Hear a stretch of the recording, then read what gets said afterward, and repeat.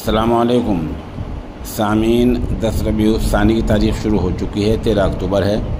ख़बर का उन्वान है, ज़िला बहराइच के कस्बा महराजगंज में फ़िरक़े वारना तनाव और कशीदगी, पुलिस और पैसी तयनात, एक शख्स की मौत।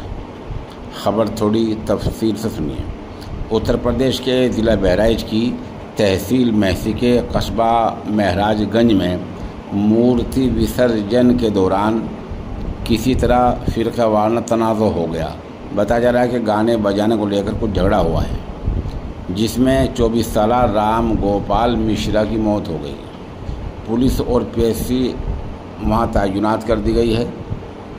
पुलिस पूरे मामले की जांच कर रही है। इस दौरान अब्दुल हमीद और उसके बेटे पर शुरू में झगड़ा करने का इल्ज़ाम लगा है। पुलिस पूरे मामले की जांच कर रही है।